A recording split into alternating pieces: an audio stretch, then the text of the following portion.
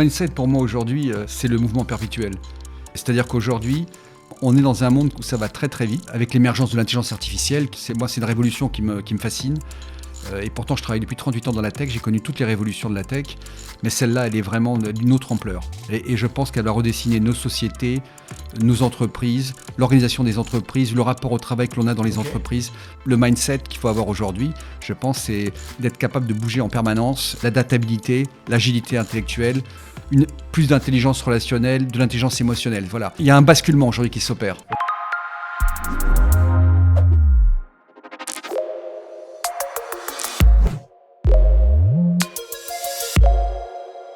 Salut Christian. Salut, comment tu vas ? Je vais très bien. Tu vas bien ? J'ai la voix à péter, mais je sors d'une bonne crève, mais sinon ça va. Et surtout, je suis ravi de t'avoir parmi nous. Moi, je suis ravi d'être avec toi aujourd'hui. Bon, bienvenue sur Mindset le média. C'est parti. Est-ce que tu peux te présenter, Christian ? Alors, je suis Christian Giacomini et j'ai créé une agence de communication d'influence qui s'appelle Rumeur Publique. Le nom est génial. Raconte. Tu fais quoi ? Si tu veux, mon métier. Et ça fait combien de temps ? Ça fait 38 ans que j'ai créé cette agence et mon métier, c'est la communication d'influence. Donc, mon métier, si tu veux, consiste à permettre aux marques d'animer et de fédérer leur écosystème, c'est-à-dire avec toutes les thèmes de communication qui existent, que sont les relations avec les médias, les publics affaires, la publicité et la communication RSE. Voilà. Et donc, si tu veux, parce qu'aujourd'hui, je pense que les marques puissantes sont des marques qui sont des écosystèmes. Le meilleur exemple, c'est Salesforce, pour qui je travaille depuis 18 ans. Est-ce que tu peux nous donner quelques chiffres clés et quelques infos pour que on puisse mieux connaître ta société ? La Rumeur Publique, c'est une boîte qui a été créée il y a 38 ans. Les chiffres de Rumeur Publique aujourd'hui, c'est un peu plus de 13 millions. 13 millions, on a un peu plus de 100 employés. On a à peu près de 140 clients, je crois, de mémoire. Wow. Si tu veux, c'est une boîte qui sort un résultat après impôt entre 10 et 15 points. À 10-15 points après impôt. Vachement bien. Et qu'est-ce qui fait qu'une société comme celle-là dure depuis aussi longtemps ? 38 ans ? Je pense que cette société dure depuis longtemps parce que quelque part, d'abord, on a évolué. Au départ, c'était une entreprise dont l'objet, c'était les relations avec les médias. Et aujourd'hui, c'est la communication d'influence. Et la communication d'influence est beaucoup plus large, beaucoup plus vaste. C'est nous qui avons j'ai envie de te dire qu'on a inventé ce terme de communication d'influence avec mon associé Jacques Armesen quand il est arrivé. Et qu'aujourd'hui, si tu veux, on embrasse tous les métiers de la communication. Mais je répète, le métier de Rumeur Publique, c'est avant tout, si tu veux, c'est de comment aujourd'hui je permets à des marques d'animer et de fédérer leur écosystème autour d'elles. D'accord ? Et je le fais avec les différentes techniques de la communication. Parce que, comme je l'ai dit tout à l'heure, en entrée, je crois, une marque, les marques puissantes aujourd'hui sont des écosystèmes. Et le meilleur exemple, c'est Salesforce. Et dis donc, là, tu te présentes, tu parles tout de suite de ta boîte, ça fait 38 ans. T'as fait d'autres trucs avant ? Non, jamais. J'ai connu une boîte dans ma vie, c'est Rumeur Publique. Mais dingue. Et avant, t'as fait des études ? T'as été en Corse ? Raconte un peu. J'ai fait des études de droit. J'ai fait des études de droit, j'étais à Sceaux. Ouais. J'ai fait des études de droit à Sceaux, de droit des affaires, voilà. Donc j'ai basculé tout de suite après dans l'entrepreneuriat. Il y a un moment, à une époque où c'était finalement pas la mode du tout. Tous mes copains, ils partaient dans des grands cabinets. Ouais. Et moi, j'ai dit non, moi j'ai envie de créer une boîte. Et surtout, j'avais envie d'avoir une entreprise entrepreneuriale, de faire une entreprise. Ça veut dire quoi ? Ça veut dire que finalement, quelque part, mon associé de l'époque, il m'aurait dit on va monter une chaîne d'hôtels, on va monter une chaîne d'hôtels où il y a un projet, je serais parti. Voilà, moi, ce que je voulais, c'était créer. D'accord. Et tu viens d'où ? Tu serais pas un peu corse sur les bords ? Tout à fait. Écoute, ma famille est corse, je passe mon temps en Corse. Ouais. Tous les 2 mois et demi, j'y suis. Et la Corse, c'est ma terre et je suis très attaché à ma terre. Oui. Et j'y vais souvent. Et tu es né en Corse ? Non, je suis pas né en Corse, je suis né à Antony. D'accord. Je suis né à Antony dans le 92. Mais par contre, j'ai été élevé en Corse, j'ai passé beaucoup de temps en Corse. Toute ma jeunesse, mon adolescence, dès que j'avais les vacances, je partais chez moi, j'allais voir ma grand-mère avec mes parents. Donc je suis très, très attaché. Et maintenant, d'ailleurs, je fais beaucoup de choses pour la Corse. J'interviens à l'université de Corté aujourd'hui, Okay. Où j'interviens sur l'intelligence artificielle. Et par ailleurs, dès que je peux rendre des services là-bas, je le fais volontiers, quoi. Je suis très, très, très attaché. Génial. Et je pense que plus on vieillit, si tu veux, plus On cherche ses racines. Mes racines, je les ai toujours eues, mais le retour à la terre est important pour moi. Ouais, je suis d'accord. Et alors, le déclenchement de Rumeur Publique, il y a eu un Eureka Moment, il y a eu un truc particulier, et t'as monté ça tout seul ? Mais écoute, j'ai monté ça avec quelqu'un qui s'appelait Christophe Ginisti, c'est une personne que j'ai connue en fac à l'époque. On était les meilleurs amis du monde, on a travaillé 15 ans ensemble. Génial. 15 ans ensemble, voilà, avec des débuts chaotiques, comme toute création d'entreprise. des grands moments, des moments un peu plus compliqués. Mais voilà, ça reste une période. C'est la première partie de ma vie professionnelle. Et aujourd'hui, il y a Jacques Armesen qui est à mes côtés. Voilà, et c'est ma deuxième partie de ma vie professionnelle. Donc j'ai eu 2 vies professionnelles, une avec mon premier associé et l'autre avec mon deuxième associé. D'accord. Mais tu t'arrêteras jamais de bosser, là. Tu parles de 38 ans de vie, t'as peut-être encore 38 ans de boulot. T'es marié à ta boîte, j'ai l'impression, là. Non, je suis pas le marié, c'est que j'ai du plaisir. Moi, j'ai besoin d'avoir du plaisir et de savoir pourquoi je me lève le matin. Et c'est vrai qu'aujourd'hui, ce qui m'anime vraiment, c'est d'abord c'est de transmettre tout ce que j'ai pu apprendre à des jeunes collaborateurs. Et la deuxième chose surtout, c'est de faire de cette marque, ce qu'elle a toujours été d'ailleurs, c'est best place to learn. C'est-à-dire que best place to learn, ok. Tout à fait. Ça, c'est important pour moi. C'est-à-dire qu'aujourd'hui, finalement, je demande à mes collaborateurs, le seul devoir qu'ils ont, c'est de faire grandir les gens qui sont en dessous d'eux. Voilà. C'est-à-dire, c'est important ça. Pas mal. C'est pour ça qu'on met d'énormes moyens au sein de l'agence pour faire grandir les gens, leur donner tous les moyens d'évoluer, de grandir dans la structure. Ça, c'est très, très important. J'ai vu ça, on va en reparler, tes locaux sont canons. J'ai déjeuné avec toi hier et j'ai revu tes locaux, c'est absolument canon. Alors la deuxième question et la question qui tue, c'est quoi la définition du mindset ? Le mindset, pour moi, aujourd'hui, l'époque où on vit, c'est le mouvement perpétuel. Le mouvement perpétuel, c'est-à-dire qu'aujourd'hui, avec l'émergence de l'intelligence artificielle qui va, je pense sincèrement, c'est une révolution qui me fascine. Et pourtant, je travaille depuis 38 ans dans la tech, j'ai connu toutes les révolutions de la tech, mais celle-là, elle est vraiment d'une autre ampleur. Et je pense qu'elle va redessiner nos sociétés, nos entreprises, l'organisation des entreprises, le rapport au travail que l'on a dans les entreprises. Donc c'est quelque chose, à mon avis, et c'est pour ça qu'aujourd'hui, le mindset qu'il faut avoir aujourd'hui, je pense, c'est d'être capable de bouger en permanence, l'adaptabilité, l'agilité intellectuelle, plus d'intelligence relationnelle, de l'intelligence émotionnelle. Voilà. Okay. Il y a un basculement aujourd'hui qui s'opère. Ok, mais là, tu réponds plutôt à la question, quel est le mindset de Christian, qui est le mouvement permanent, qui est l'adaptation. Exactement. Donc, ta définition du mindset, il y a peut-être des gens qui n'ont pas ce mouvement-là. Ça serait la définition du mindset selon Christian, c'est la capacité à se mettre en mouvement ou pas. C'est ça ? Oui, c'est la capacité à être toujours en mouvement. D'être toujours en mouvement. On est dans un monde où ça va très très vite, où tout va très très vite. Et il y a une accélération aujourd'hui, en plus dans les technologies, ça va à 200 à l'heure. Donc depuis 38 ans aujourd'hui, je suis toujours en mouvement, et je me projette toujours vers l'avant avec des projets. Et voilà, et rien n'est acquis. On vit dans un monde où rien n'est acquis, où il faut être agile, je te dis, et être capable de rebondir à tout moment. Vachement intéressant. Est-ce que ton mindset, il a changé depuis que t'es gamin ? Non, je pense que j'ai toujours été comme ça. Je me suis toujours, depuis que je suis enfant, je me projette toujours. Je suis un rêveur, c'est-à-dire que j'ai toujours, grâce à mes parents et à ma mère en particulier, j'ai toujours... ma mère était enseignante et ma mère m'a toujours fait vivre dans le monde des livres, du cinéma. Ce qui fait que depuis que je suis jeune, j'ai énormément développé le petit vélo que j'ai dans la tête. Et ce petit vélo que j'ai dans la tête, me dit que rien n'est impossible dans la vie. Et que donc, et c'est ce que j'essaie de communiquer, ce que j'ai communiqué à mes enfants, ce que j'essaie de communiquer au travail, à mes clients, c'est-à-dire que à force de détermination et de résilience, on peut toujours arriver à ce que l'on veut. Et ton père faisait quoi ? Mon père, il travaillait à la Compagnie Générale Maritime. Voilà, il a commencé à la Transat, la Compagnie Générale Maritime, qui est aujourd'hui la CMA-CGM. Et mon père s'occupait d'affréter des bateaux qui transportaient tous des produits qui venaient d'Amérique du Sud, des Caraïbes. C'est pour ça qu'à la maison, j'ai toujours eu j'ai mangé beaucoup d'ananas, de bananes. Excellent. Enfin voilà, donc c'était mon père, il a une vie il a beaucoup voyagé, beaucoup bougé. Et c'est quelqu'un pour qui le travail compte énormément. C'est un exemple pour mon père. D'accord. Tu m'as dit un truc assez fort pendant notre déjeuner hier concernant la transmission, concernant l'éducation des enfants, et en leur disant que, en fait, tu te souviens de cette conversation ? Tout à fait, oui. Alors je te laisse le dire, tu le diras mieux que moi. J'ai trouvé que c'était assez fort. Mais donc, je pense que j'ai 4 enfants. Et ce qui est important, je pense que le véritable héritage qu'on laisse à ses enfants, quelque part, c'est la façon dont on se conduit dans la vie. C'est son comportement, la façon dont on se conduit dans la vie.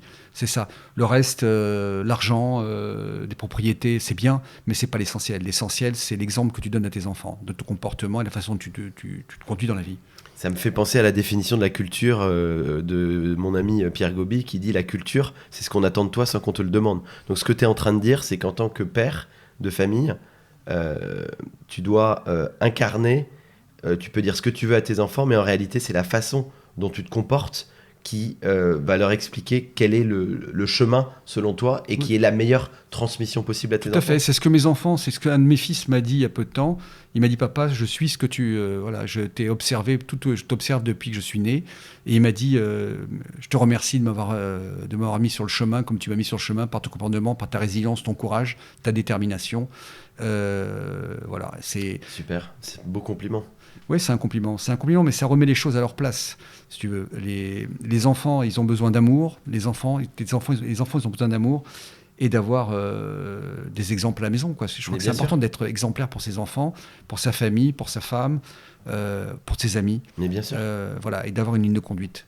Mais tu as réussi à aller voir tes enfants avec ta vie trépidante ? Toujours. J'ai toujours gagné un peu. J'ai toujours gagné du temps pour mes enfants. Et si je suis ce que je suis aujourd'hui, c'est grâce à ma femme et mes enfants. Je pense qu'ils ont toujours été là.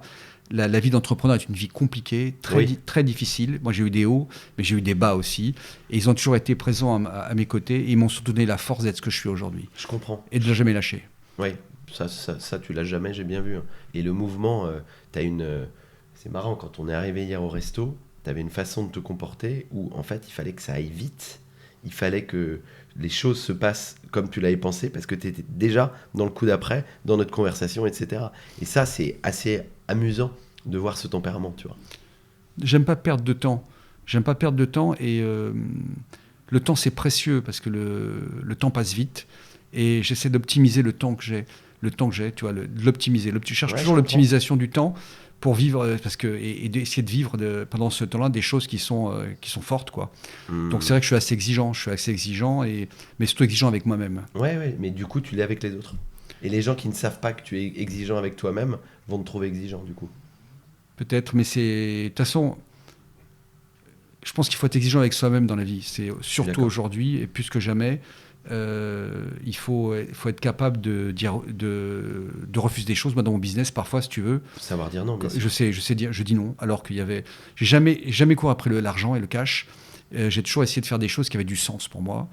Et même dans les périodes très très compliquées, j'ai toujours essayé de garder la tête droite, et ne pas me laisser envahir par surtout dans le monde dans lequel je suis, de la tech, si tu veux, le cash, il y a du cash partout. Oui, ça peut monter à la tête. Voilà, ça peut monter à la tête. Moi, ça m'est jamais monté à la tête parce que je me rappelle toujours d'où je viens. Ouais, moi, je viens d'une famille, je viens de mon village. Et je pense toujours à ça Il y a deux choses qui sont vraiment importantes pour moi. C'est la Corse, c'est ma famille, ma femme qui a été exceptionnelle, et mes enfants. Et bien évidemment, et puis la discipline, c'est la boxe, le sport que je fais depuis 15 ans, qui est une discipline de vie pour moi et qui me permet finalement d'affronter n'importe quoi dans ma vie, parce que quand tu montes sur le ring, il faut être courageux. Oui. Et sur le ring, comme je dis souvent, tu vois vraiment ce que les gens dans le sac. C'est vrai ça. Tu vois vraiment ce que les gens dans le sac, et c'est comme aux cartes, c'est comme au poker. Donc là, tu vois ce que les gens dans le sac, et tu vois qui ils sont, comment ils se comportent, leur folie, leur qualité aussi. Mais c'est intéressant. Leur peur. Et puis surtout sur le ring, tu apprends l'humilité, et tu apprends l'humilité. Tu m'étonnes. Voilà. Tu m'étonnes. Parce que tout peut arriver à n'importe quel moment. Bah, je comprends bien. Et pour finir sur le mindset, sur cette partie-là, ton mindset, il a évolué au fil des années ? S'il a évolué, c'est-à-dire, c'est toujours, je suis toujours de plus en plus exigeant vis-à-vis de moi-même. D'accord, donc tu montes en exigence. Je monte en exigence parce que je pense que une vie, c'est finalement, pour moi, la vie, c'est, on doit s'améliorer. Voilà, j'espère que mes enfants feront mieux que ce que j'ai fait. Et moi, ma vie, c'est une recherche permanente pour m'améliorer, être un meilleur homme, faire mieux, travailler sur moi-même. Ça, c'est très très important. D'accord. Tu vois. Et je pense qu'on a plusieurs vies, et que chaque vie, tu dois t'améliorer. Tu dois t'améliorer personnellement, professionnellement. Et voilà. Donc ça, c'est important. Oui. Donc je pense que mon mindset a évolué. Bien sûr, je suis beaucoup plus exigeant aujourd'hui que je l'étais quand j'étais jeune. D'accord, intéressant. Parce qu'on pourrait dire que quand on vieillit, on prend un peu plus de complaisance ou de recul. Moi, j'ai aucune complaisance vis-à-vis de moi-même. Aucune complaisance. Et ce qui peut parfois... mais t'es vachement inséré, en fait. Ce qui est difficile pour mon environnement, pour les gens qui me côtoient, c'est que plus je vieillis, plus je mets Il y en a qui n'aiment pas que je dise ça, mais je me mets au piquet. C'est-à-dire que c'est comme en boxe, tu te mets au piquet, c'est-à-dire que tu dois toujours aller au-delà de... Toujours chercher à aller au-delà de ce que De tes limites. De tes limites, exactement. Au-delà de tes limites, donc, et de progresser. Donc la progression, c'est difficile. Hein. C'est quand tu marches en montagne, on le sait bien. Quand tu grimpes en montagne, c'est compliqué, c'est dur. Parfois, tu as envie de lâcher. Ou quand tu cours, quand tu es sur un ring, c'est pareil. Hein, parce que quand tu fais 10 rounds, je peux te dire que des rounds de 3 minutes, c'est long. C'est très, très long. Il y a un moment où tu as envie de lâcher. Tu dis, mais qu'est-ce que je fais là, me prendre des coups à deux, tu vois, c'est pas... Mais bon, voilà. Il y a un moment donné, c'est cette force mentale et le fait que... Et ça m'a toujours servi et ça m'aide toujours. Mais c'est vrai que c'est un workout qui est compliqué, qui est difficile, mais qui me permet d'affronter n'importe quelle situation dans la vie. Et pour finir sur la boxe, il y a un combat qui t'a marqué et que tu peux me raconter, parce que c'est une belle métaphore sur le mindset et sur la vie en général. Un combat un peu costaud et qui t'a apporté des choses et auxquelles tu repenses de temps en temps. Non, ce que j'aime dans la boxe, c'est les boxeurs qui sont techniques, c'est-à-dire des boxeurs comme Mayweather, Mayweather, ça a été c'est extraordinaire. Et puis bien évidemment, il y a mon coach qui est comme mon frère, qui s'appelle Brice Faradji, ouais. Et qui était plusieurs fois champion de France, qui était champion du monde, et avec qui vraiment c'est quelqu'un pour moi c'est le meilleur coach de France, et c'est vraiment quelqu'un qui m'a fait progresser, et qui m'a quelqu'un de puissant. Qui est déterminé, qui a une résilience terrible et qui dans sa vie qui est ingénieur, tu vois, qui a fait du sport de très haut niveau et qui est devenu ingénieur à côté de ça, qui aujourd'hui pilote des avions et maintenant se met à écrire. Donc c'est vraiment un exemple pour moi et c'est vraiment quelqu'un pour qui j'ai beaucoup d'admiration et qui m'a énormément apporté dans ma vie. D'accord, donc c'est vraiment ton inspiration, ton souffle, ton évasion qui te permet d'être performant au boulot et au quotidien. Oui, je me nourris, de toute façon, moi je me nourris de tous les gens que je rencontre. Tous les gens que je me rencontre, j'ai une grosse capacité d'écoute. Et donc je me nourris, j'observe et j'essaie de prendre ce qu'il y a de mieux chez les gens, ouais, tu vois, et d'évacuer tout ce qui est mauvais parce que de toute façon sinon tu vis comme un ermite, hein, tu t'enfermes. Voilà. Donc je pense qu'il faut prendre ce qu'il y a de mieux chez les gens et puis il n'y a personne qui est parfait, chacun a un côté, des côtés dark, donc ce qu'il faut c'est en prendre conscience et travailler dessus, quoi. Ouais, mais c'est marrant parce que moi quand je vois des candidats dans des entretiens de recrutement, je vois que le côté positif des gens. J'ai du mal à voir le côté dark. Moi, je cherche, de toute façon, moi, dans mes relations avec les gens, je cherche toujours le côté positif, la bonne énergie et le côté positif. Les gens qui sont négatifs, tu vois, je m'en écarte. Mais t'as raison. Je m'en écarte. Merci pour cette partie sur le mindset. Je trouve ça chouette. Je vais passer à la question suivante sur la culture. C'est quoi, Christian, ta définition de la culture d'entreprise ? La définition de la culture d'entreprise ? C'est intéressant. La culture d'entreprise, pour moi, c'est la capacité, quand tout va mal, de faire monter les gens avec toi au front. C'est-à-dire, et c'est ce que j'ai vécu d'ailleurs en 2000, quand ma boîte était en grande difficulté, quand la bulle Internet a explosé. J'ai des employés et des salariés qui sont extraordinaires. Tu te rends compte qu'il y a des gens chez moi avec qui je travaille depuis 25-26 ans. Incroyable. 26 ans. Ça n'existe pas, je pense, dans le secteur, il n'y a personne qui a ça. Et donc, j'ai vu à cette époque-là des gens qui... là, on était au bord du gouffre et les gens sont montés au front avec moi. C'est-à-dire qu'ils se battaient comme c'était leur boîte. Et le résultat, ce que j'ai fait, dès que j'ai pu, d'ailleurs, ça a été un problème que j'avais avec mon associé à l'époque qui ne voulait pas. C'est pour ça, c'est une des raisons aussi pour lesquelles on s'est séparés. C'est que je leur ai donné des parts. C'est-à-dire que je lui ai racheté ses parts et je lui ai donné des parts. Et ils ont payé le prix, moi je les ai payés. Donc à l'époque, ça ne valait pas grand-chose. Mais aujourd'hui, je suis fier de savoir que 14% de ma boîte appartient à mes salariés. C'est mérité parce que de toute façon, je pense que moi, je ne crois pas aux hommes providentiels, ça n'existe pas. On gagne en équipe avec un projet commun au bout. D'accord ? C'est les équipes qui gagnent.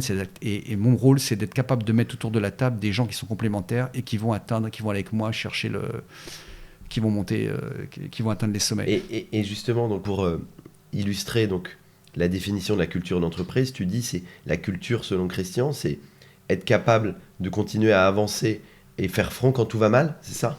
Tout à fait. C'est-à-dire, la culture, c'est être capable de...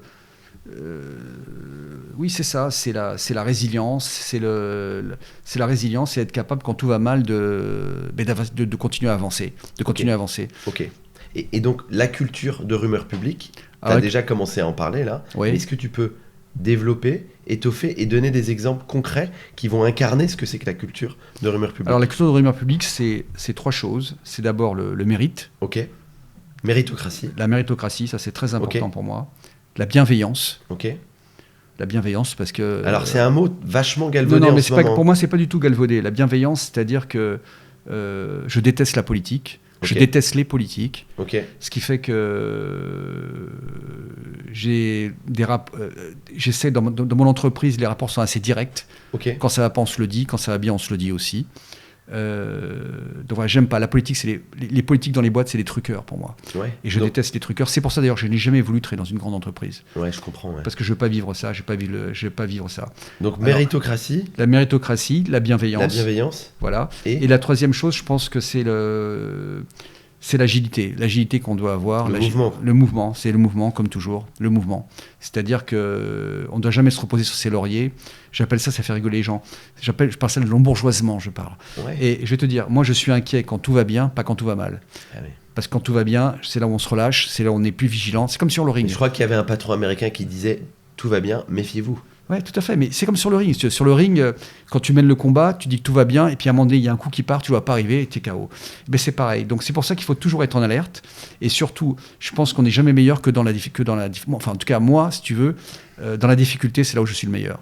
Mais j'aime bien l'exemple que tu dis, parce que avec tes salariés qui sont montés au créneau, tes collaborateurs, finalement, c'est ça qui t'a fait prendre. Tu as eu une sorte de eureka moment où tu as pris conscience qu'ils se battaient comme si c'était leur entreprise, et finalement, ça a modifié ta perception de la collaboration avec des collaborateurs en se disant, mais en fait, s'ils se battent comme si c'était leur boîte, il faut que ça soit aussi leur boîte. Et ça t'a fait un peu pivoter culturellement. Non, Non. franchement, non. Non, j'ai toujours... Moi, je suis pour le partage. C'est-à-dire, je te dis, il n'y a pas d'homme providentiel. Moi, je ne suis pas un homme providentiel. Ma capacité, c'est à savoir faire des équipes, à les monter au front avec moi pour aller chercher du business. C'est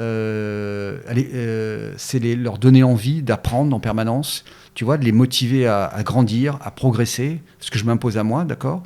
Mais non, moi, je ne suis pas un homme providentiel. Je suis seulement quelqu'un qui essaye de... Voilà, ce que je sais faire, c'est assembler les gens autour d'une table, je te dis, les faire travailler ensemble pour un objectif commun. Ok. Donc le partage, quand on gagne ensemble, donc je ne gagne pas seul. Ok. Tu vois, je gagne pas seul, je gagne avec les autres, je gagne avec mon équipe. C'est une équipe qui gagne, c'est pas un individu qui gagne. En tout cas, c'est la façon dont... Et c'est le travail en équipe est très, très important pour moi, très important. Et tu as le souvenir d'avoir demandé à des collaborateurs de partir, par exemple, parce qu'ils n'étaient pas dans le cadre de la culture? Ils partent d'eux-mêmes, les collaborateurs. Quand, de toute façon, ils le voient très très bien. Et finalement, c'est même pas moi qui les mets dehors, c'est le groupe qui les met dehors. C'est pas moi. Ça se fait naturellement. D'accord ? Les gens qui rentrent pas dans cette culture, ils partent naturellement de la boîte. Mais c'est pas moi.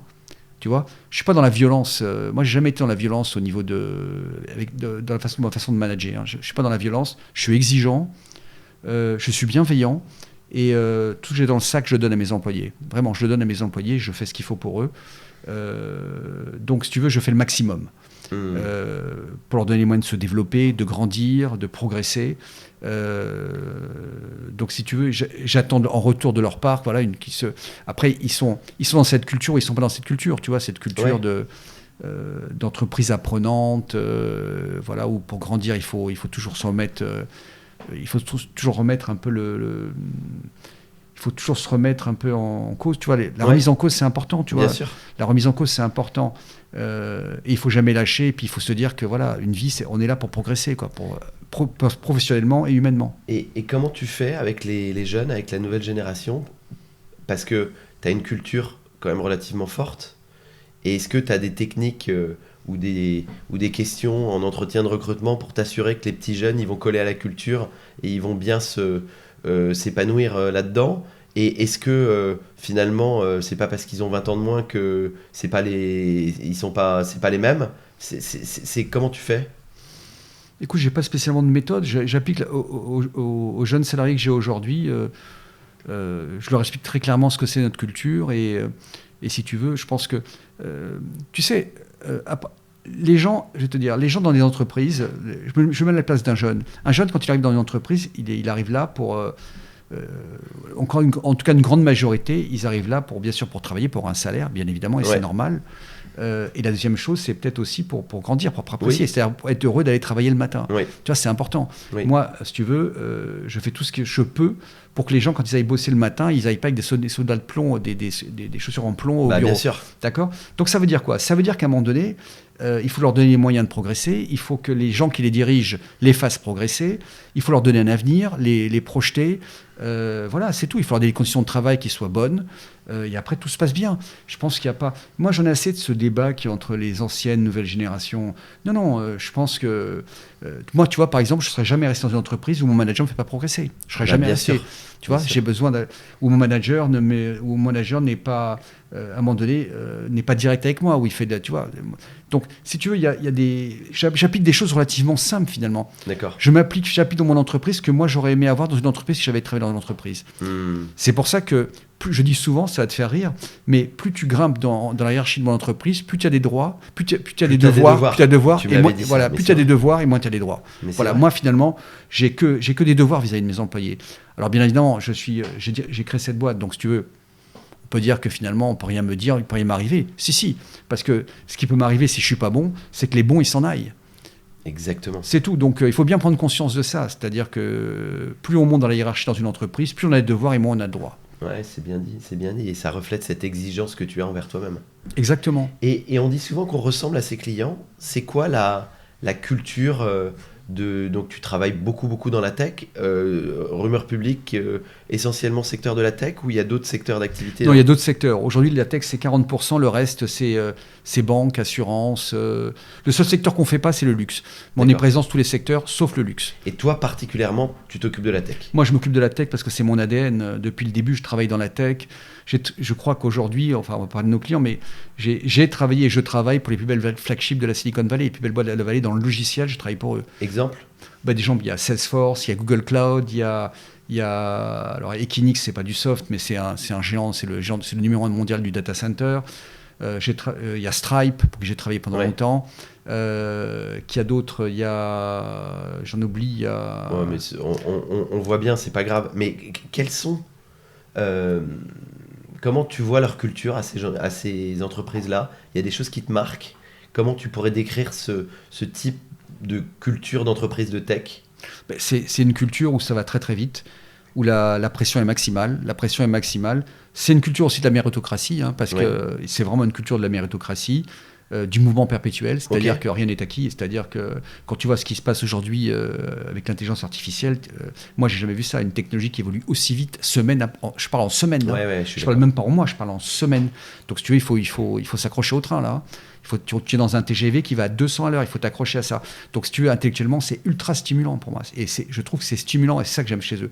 C'est que c'est une culture, la boîte des boîtes de tech, c'est une culture qui est violente, certes. Oui, j'allais dire. Très violente, mais c'est une culture qui t'oblige, à jamais t'endormir. Ouais. Rien n'est acquis. C'est comme si tu veux, dans les boîtes de tech, tu veux, quand tu diriges les dirigeants dans les boîtes de tech, ils sont tous les trimestres, il y a ce qu'on appelle le closing, c'est-à-dire ils doivent sortir leurs résultats.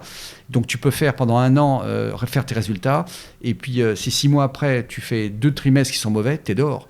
Tu vois. Donc c'est vraiment une sans concession, sans pitié. Ah oui, non, mais c'est pas sans pitié, c'est que c'est la règle du jeu. Ouais. Tu sais quand tu travailles dans ces boîtes-là, les règles, il faut savoir les règles. Et pour moi c'est pareil, c'est-à-dire que quand je travaille avec ces entreprises-là, je connais les règles, donc je dois donner le maximum en permanence. Ouais, ok. Et c'est pas un peu parce que toutes ces boîtes font de l'hypercroissance, etc. C'est pas un peu malsain ou juste pas possible, parce que c'est exemple de l'hypercroissance. Comment peux-tu garder ta culture et tes valeurs dans une boîte où il y a tellement de 109 qui arrivent? Comment ne pas perdre son âme, quoi? Non, mais je pense que ces boîtes, elles perdent. Ces boîtes-là, si tu veux, les gens qui sont dans ces boîtes-là sont des gens qui, je te dis, il y a ceux qui s'égarent, qui arrivent là-dedans et qui à un moment donné, c'est pas pour eux. Oui, donc ça dure pas longtemps. Ça dure pas longtemps. Et puis après, les gens qui sont dans ces boîtes, c'est des gens qui ont ce tempérament, c'est-à-dire qui sont capables de tenir et d'être dans ce TGV qui va à 200 à l'heure et de livrer trimestre après trimestre. Donc, pour moi, si tu veux, moi je te dis, ce que je vois vraiment d'intéressant dans ces boîtes, c'est que ça t'oblige vraiment à progresser en permanence. Ok. C'est-à-dire rien n'est acquis. Donc rien n'est acquis, donc tu sais qu'il faut tous les jours, il faut te remettre au boulot et que voilà, rien n'est acquis. Donc il n'y a pas d'embourgeoisement. Quand tu bosses pour des boîtes comme ça, tu ne peux pas avoir d'embourgeoisement. Même si tu fais 1, 2, 3 bons trimestres, si le 4e tu ne fais pas bien, déjà tu te mets en difficulté et celui d'avant, si tu ne le fais pas, tu es dehors. Très intéressant. Est-ce qu'on peut pas dire du coup que finalement tu ressembles à tes clients et que ta culture, la culture de tes clients a déteint positivement sur la culture de Rumeur Publique? Non, je ne pense pas que ce soit la culture du mec. C'est vrai que Ou vous étiez compatible, pardon. Voilà, je pense que je suis compatible avec ces boîtes-là. Je suis compatible avec ces boîtes-là avec quand même un bémol, c'est que je ne suis pas dans la violence. Moi, je ne suis pas dans la violence au bureau. Je suis dans l'exigence, mais pas dans la violence. Et ces boîtes-là peuvent être très violentes. Mais bon, un exemple de violence? Mais non, mais des violences, c'est la violence quand tu te fais débarquer avec ta caisse.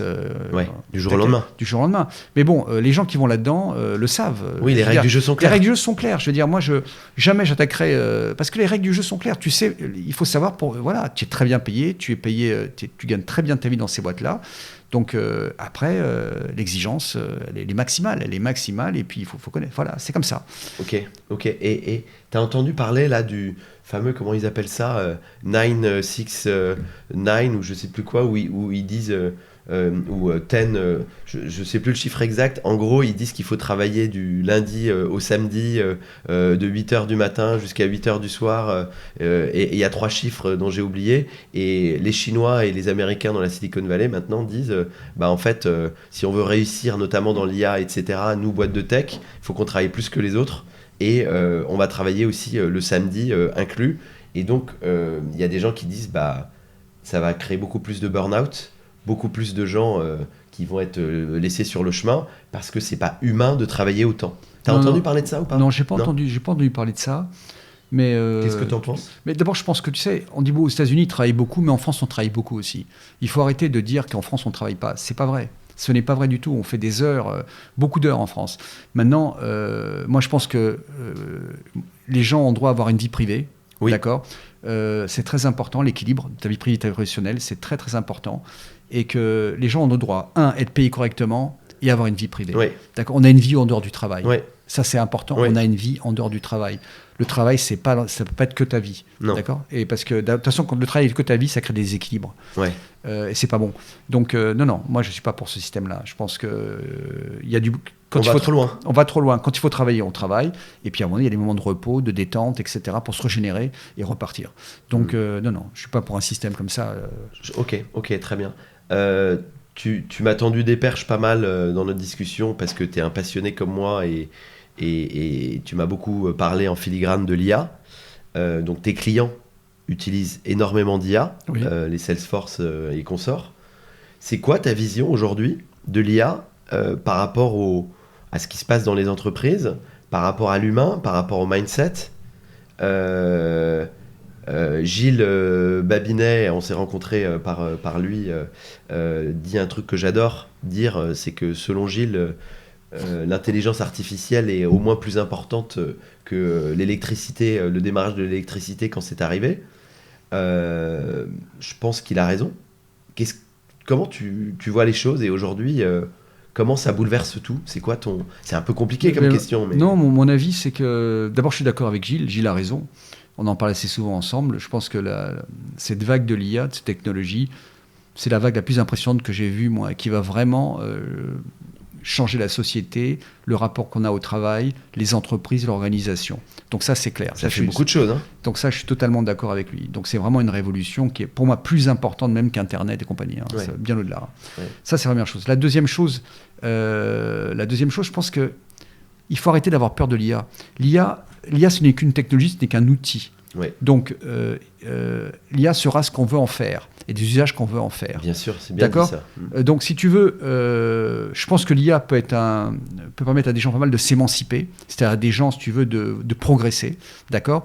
Parce que, un exemple, si tu utilises l'IA pour automatiser des tâches réverbatives au bureau qui n'ont pas de valeur, ben, je trouve que c'est bien, tu vois. Génial. Ça permet finalement à des gens de se développer et faire autre chose que de faire des tâches qui n'ont aucune valeur et qui ne rapportent rien. Évident, je suis d'accord avec toi, bien sûr. Donc, sûr.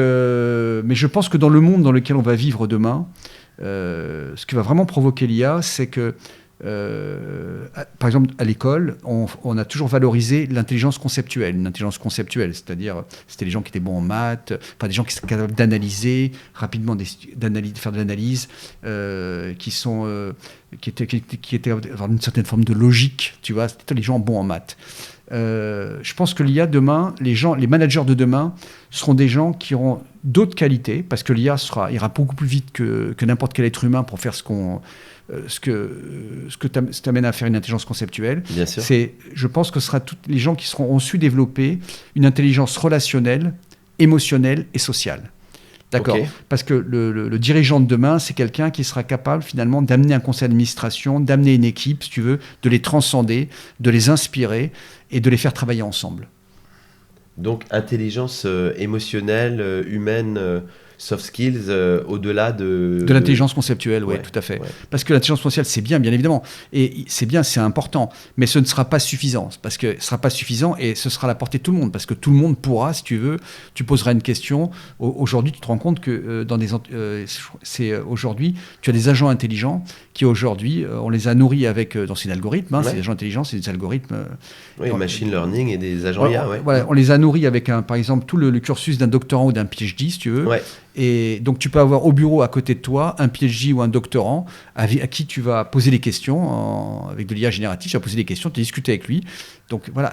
Donc, tu vois bien que. Et ça te coûte $20 par mois, quoi. Et ça te coûte un certain prix par mois. Donc, demain, un dirigeant devra gérer des humains et des algorithmes.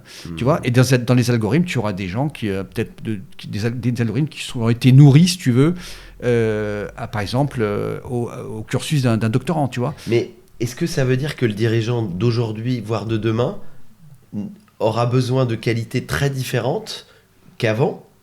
Et est-ce qu'il va... C'est un changement de paradigme, du coup ?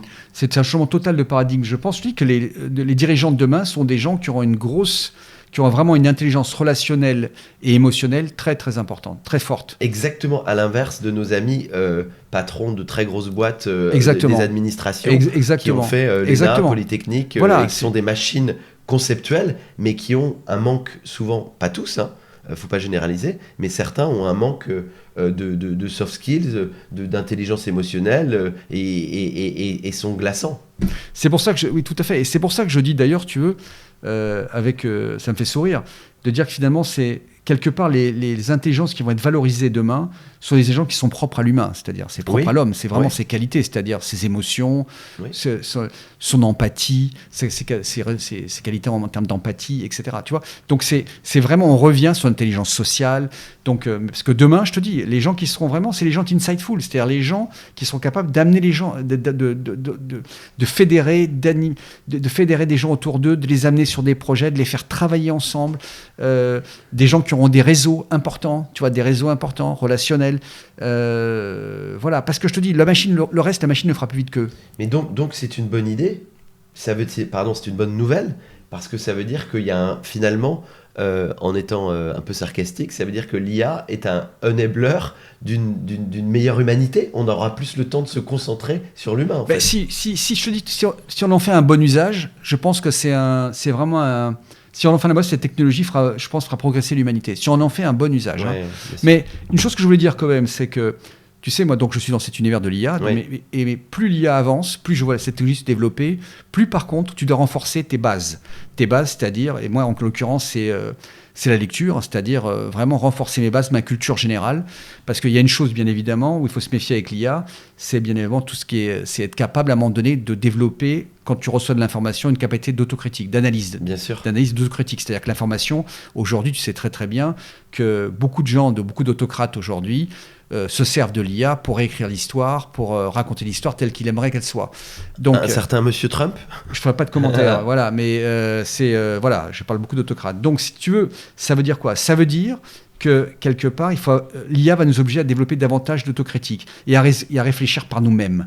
Tu vois ? C'est ce que je disais, j'étais à l'université de Corté là, il y a à peu près 3-4 jours, face à un parterre d'étudiants et de professeurs, et je leur expliquais ça. Je disais que plus que jamais, il va falloir qu'ils puissent développer leur culture générale pour avoir des bons fondamentaux, pour pouvoir, quand ils reçoivent l'information, être capable de dire ça c'est des conneries, ça c'est vrai, ça c'est des conneries, tu vois, d'être autocritique par rapport à l'information qu'ils reçoivent. C'est très important. Parce que l'IA va te favoriser finalement autre chose qui me semble important, c'est de réfléchir par toi-même. Je comprends. Tu vois, mais pour réfléchir par toi-même, il faut avoir des bonnes bases. Alors ça me fait penser, on parle justement de curiosité, de discussion, de culture générale. J'avais beaucoup apprécié le livre que tu m'avais indiqué, qui sont les pensées ou les mémoires de Marc Aurèle. Oui. Finalement, il y a des choses qui ont été écrites et conceptualisées il y a des siècles, qui finalement sont des choses universelles et qui permettent peut-être aujourd'hui de prendre ce recul sur la vie, sur les choses, sur les interactions humaines. Tu peux nous en dire deux mots de Marc Aurèle et parce que je trouve que c'est un très bel échange qu'on avait eu et je trouve que ça nous renvoie à notre propre humanité en fait. Mais Marc Aurèle, si tu veux, Marc Aurèle, c'est mon compagnon. Marc Aurèle, c'est quelqu'un que je lis, que je relis. Il est dans le tiroir il est sur mon bureau à Paris, il est sur mon bureau en Corse. Donc j'ai des exemplaires de Marc Aurèle un peu partout. Et Marc Aurèle m'a appris une chose, c'est pour ça que je te disais tout à l'heure, Marc Aurèle, il t'apprend à travailler sur toi-même. D'accord, il y a des choses que tu peux changer, c'est toi-même que tu peux changer. Par contre, il y a des éléments extérieurs, malheureusement, tu les changes pas. Non. Tu les changes pas. Je vais pas changer le cours de la guerre entre l'Ukraine et la Russie. Je vais pas changer le cours de la guerre entre les Palestiniens et les Israéliens. Malheureusement, j'ai pas de prise là-dessus. La seule chose sur laquelle j'ai de prise, c'est moi-même. Donc, il faut travailler sur soi-même pour être meilleur. Et voilà, pour être meilleur. C'est ça ce qui m'anime et ce qui fait que je me lève le matin, moi. Tu vois ? Et c'est ça l'exemple que j'ai essayé de donner à mes enfants, que j'essaie de donner dans mon entreprise. Voilà, c'est ton comportement. Donc c'est ça que m'a appris Marc Aurèle.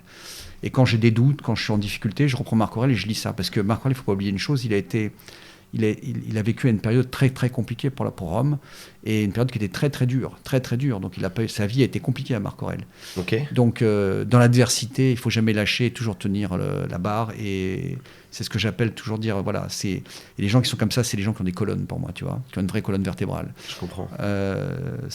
Voilà, faut jamais signer, il faut rester cohérent avec soi-même. Il faut toujours rester cohérent avec soi-même et surtout garder le cap. Donc, lisez Marc Aurèle. Je le conseille à tout le monde. Hein. Alors, c'est quand même un gros bouquin. J'ai oublié, ce sont les pensées de Marc Aurèle. C'est les pensées de Marc Aurèle, tout à fait. Il y a combien de pages ? C'est quand même un pavé. Non, c'est pas un gros bouquin. C'est un bouquin que tu lis, que tu relis. Tu lis pas. Marc Aurèle, c'est pas un roman. Marc Aurèle, tu le prends, tu lis des passages et tu le mets, et tu réfléchis, puis tu reprends, tu le relis. Mais c'est important. Je dis, il est partout. De toute façon, chaque fois que je me déplace, j'ai toujours Marc Aurèle à côté de moi. Génial.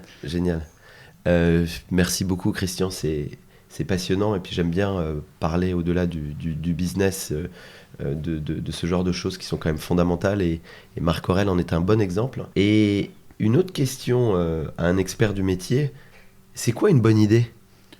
Une bonne idée, tout le monde a des idées. Hein. Je pense que tu rends compte, moi t'es peut-être 100 idées à la minute, moi j'en ai un paquet.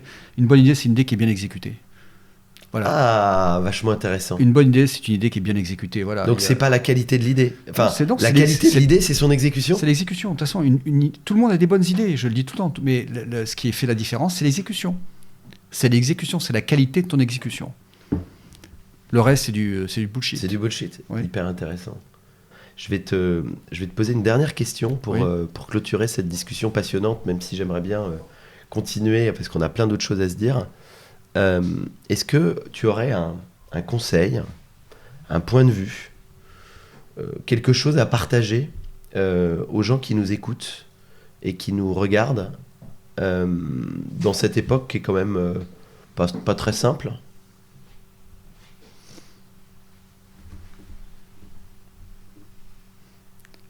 Il y a deux choses que j'ai envie de partager. D'abord, il faut avoir des rêves. Ouais. C'est important d'avoir des rêves, surtout quand on est jeune. Et même quand tu es à mon âge, moi j'ai des rêves, j'ai plein de rêves dans ma tête. D'accord ? Il faut se projeter, avoir des rêves. Et deuxième chose, ce qui est important, il ne faut jamais douter de soi-même. Il faut toujours jamais douter de soi-même. Il faut toujours garder confiance en soi. Garder confiance en soi et jamais lâcher. Il ne faut jamais lâcher. La confiance, c'est important. Le problème, souvent, tu vois que quand j'ai des jeunes au bureau, c'est essayer de leur donner de la confiance en eux. Parce que les gens, on a tous des qualités. Le problème, c'est c'est la confiance que tu as en toi-même, tu vois, d'être capable de faire des choses. Tout le monde est capable de faire des choses. Mais je te dis, quand tu es déterminé, tu arrives toujours à tes fins. Il faut jamais lâcher. Donc c'est pour ça que je dis qu'il faut rêver. Le rêve, c'est important. Il faut rêver, il faut s'accrocher à ses rêves et se dire que tout est possible, que rien n'est interdit. Super. C'est une belle conclusion. Merci beaucoup, Christian. Merci à toi. À très vite. À très bientôt. Au revoir.